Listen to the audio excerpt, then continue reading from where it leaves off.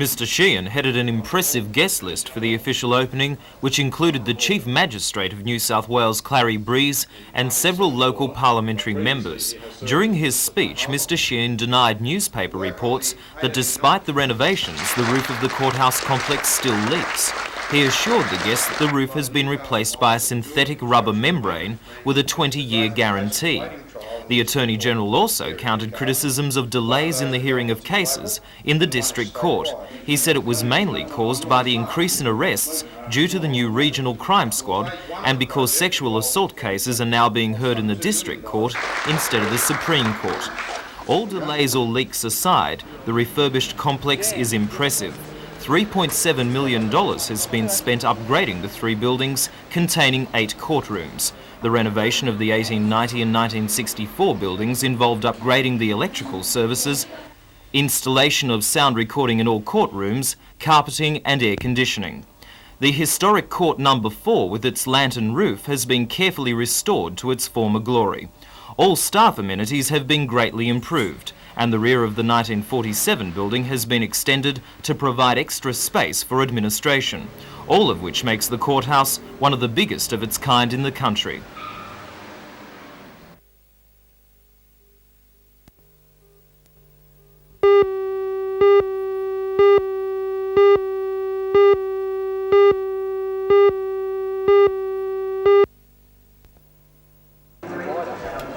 The exhibits in the show at a former wool store building in Hannell Street are valued at around $2 million. 122 cars from around the state are competing for trophies over the weekend. The show is not only for hot rods.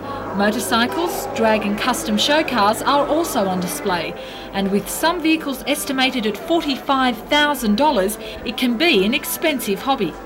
Hot rods and custom cars have been around for years and have always been a great favourite of motorists. But are they losing their popularity? They're still very popular. You may not see them on the street as regularly as you used to, but certainly when you walk around the show here today, there's probably 60 street rods, a lot of street machines, a few vans and bikes, definitely still popular. A lot of money goes into the cars. Are they just expensive toys or are they for the road? When you talk to some of the owners, they probably treat them better than they treat their kids. But they're practical, they're built to drive around, and most of them are registered and regularly driven.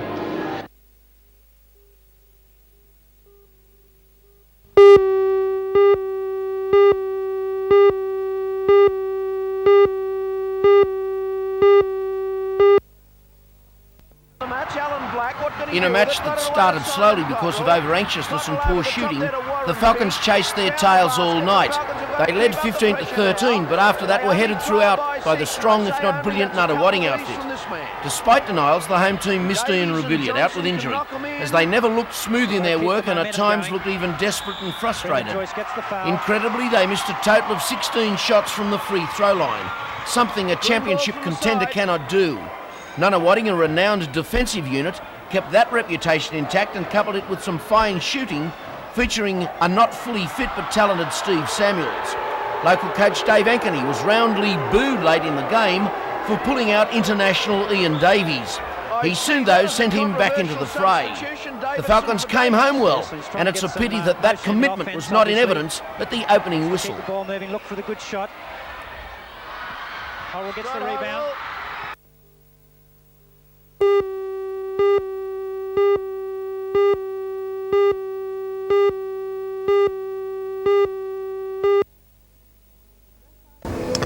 The dressage competition was the first of its kind to be held in Australia, apart from state and national titles. 29 horses and riders were put through their paces in 4 internationally recognised dressage categories. Competition organisers, the Dressage Council of New South Wales, the Hunter Valley Dressage Association and the New South Wales Equestrian Centre hope it will lead to more Australians taking part in competitions overseas. This sort of event we're hoping to develop into an annual event where it's an event where there is just international level dressage competed on the day. There's no other lead-up dressage at all. It's just all international level. And what's the standard of dressage like in Australia at the moment? Well, it's This year, or last year, was the first time we ever had a dressage rider compete at the Olympic Games, and it's growing from there, where we hope that we'll send a team to the World Championships next year and then a squad to the next Olympic Games in Seoul. Organisers said some potential Olympians emerged from yesterday's events. Winner of the first dressage category, the Prix St George's, was won by Joy Seacombe from Ebor on her horse Thorn. The pair proved a strong combination, also winning the second category, Intermedia 1. Intermedia 2 was won by Judy Dirks from Sydney on her mount Gallabay. The pair also won the fourth and highest category, the Grand Prix, with a score of 60.53%.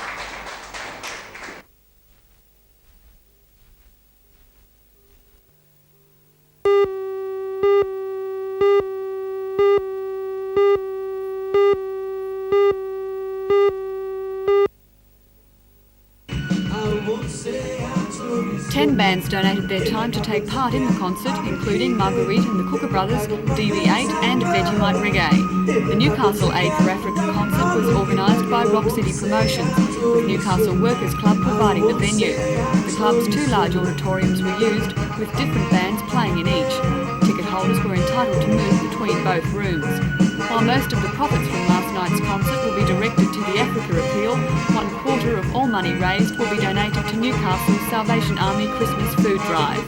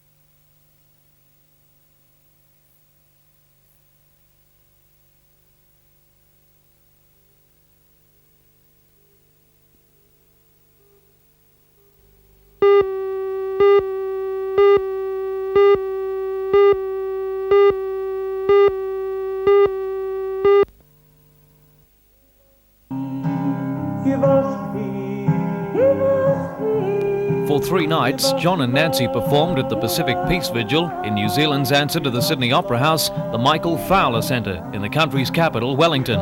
A simple chant called "Give Us Peace," written by the couple, had been chosen as the vigil's theme song.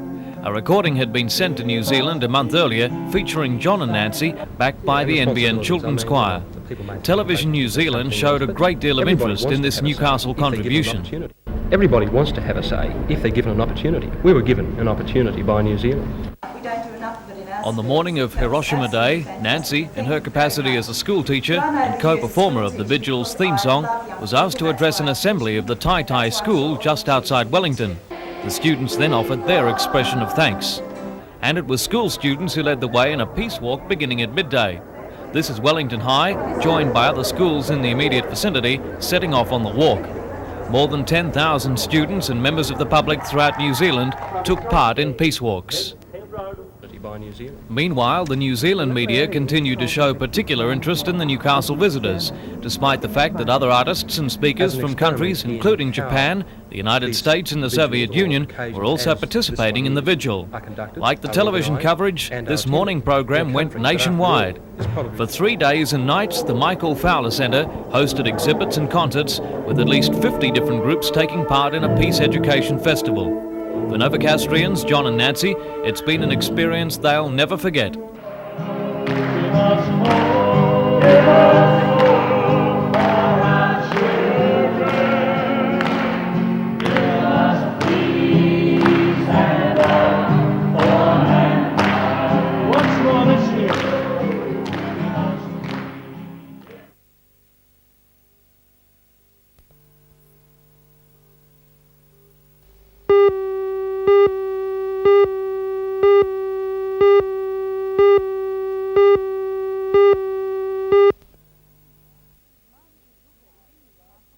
Zucker is in Newcastle until the end of this month when she returns to New York.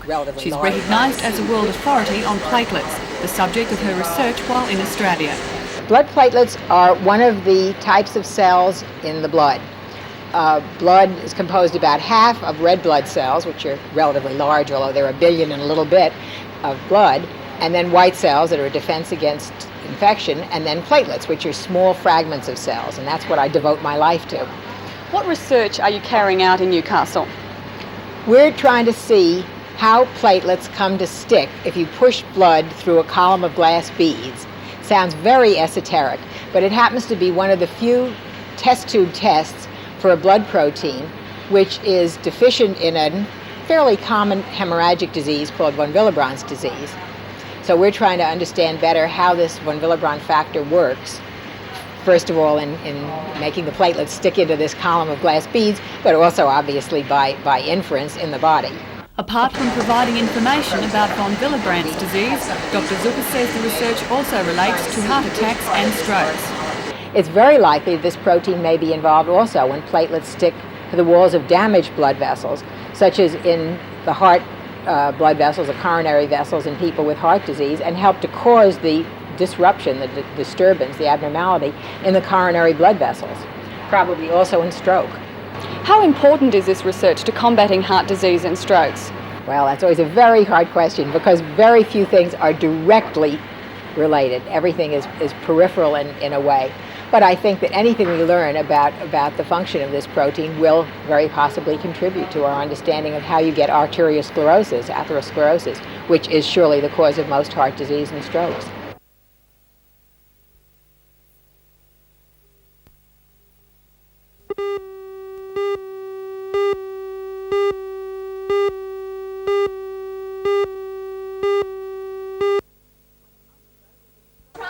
"20 months ago, the restructured Hunter Valley Theatre Company began its life with a $150,000 debt and a time limit of 2 years imposed by the government in which to pay it off. Thanks to fundraising events and box office successes like Private Lives, the company has achieved its goal. It's even 4 months ahead of time, which means it has kept its part of the bargain and will retain its government subsidy. Administrator Marion Sinclair says the company intends to keep on progressing. I think that we can expect to see larger productions, bigger cast sizes, perhaps more lavish sets. We're planning next year at the moment. We won't be able to release full details until we know the full extent of our government subsidy, which will be in November and December. But I think that there'll be some exciting things coming up.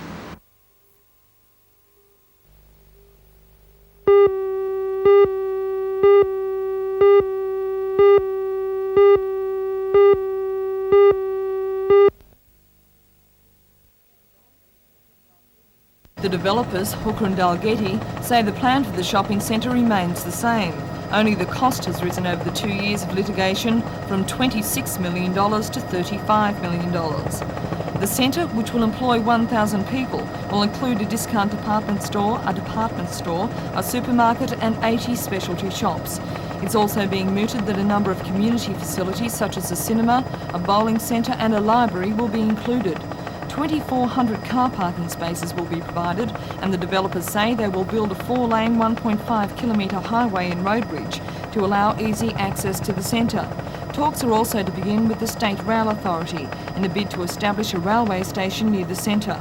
If all goes well, the centre will be open in August 1987. The Cardiff Chamber of Commerce, although against the projects, says it will wait until it sees plans for the development before it makes any comment. New World Properties Kmart development on the Wallsend Soccer Club site will also go ahead, but on a much smaller scale to the Glendale development.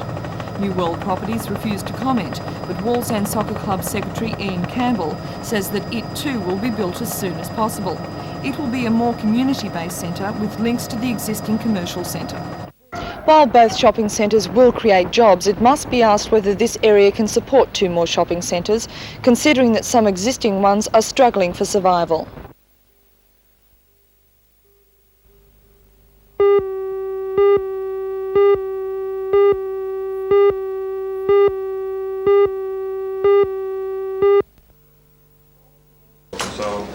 Politicians, businessmen, medicos and unionists were on hand to see the plans of a hospital that will, according to the Health Department, go a long way towards solving the health service problems in Newcastle.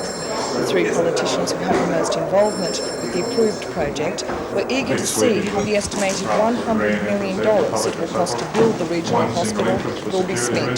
The hospital will house the regional obstetrics, paediatric and high technology units, and it's hoped the Newcastle Teaching Hospital will be commissioned in 1990.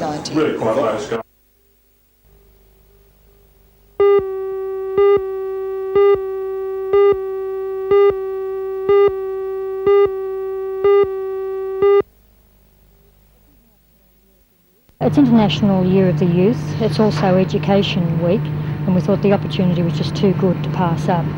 We wanted to involve the young people of this area in our industry, and the opportunity was right.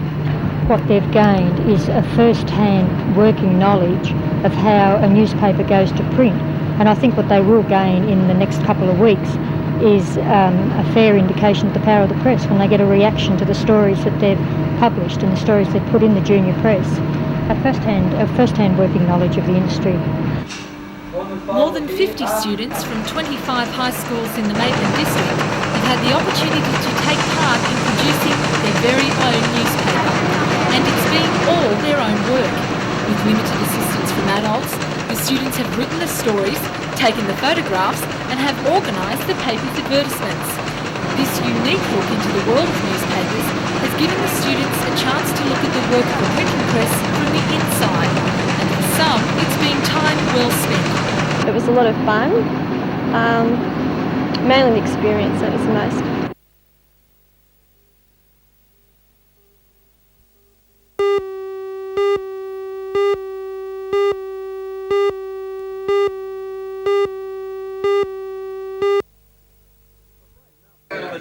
Of Mountain's extensive association with the brewing industry, the past 23 years has been in Newcastle. For the past 15 years, he's been the regional manager of Tui's Brewery and has long been one of the industry's most popular figures in the Hunter. He's worked in breweries in Sydney and Newcastle since he left school. His popularity was obvious at his farewell at the brewery in Cardiff this afternoon, where a group of friends and fellow employees turned out for, you guessed it, an ale or two to say goodbye. Ray himself is also partial to the odd drink and believes his association with the industry will continue after his retirement. I'm looking to quite an active part in the industry in the future, really, in one way, that I will be able to move around to the various hotels and clubs and still retain the friendships that I've formed over the years. Ray's popularity also extends outside the brewing industry. The Balmain Rugby League club sent him a jersey and autographed football to commemorate the occasion. And if there's any spare time, Ray says that'll be taken up with golf and work on his daughter's farm in Victoria. Oh, 5'8".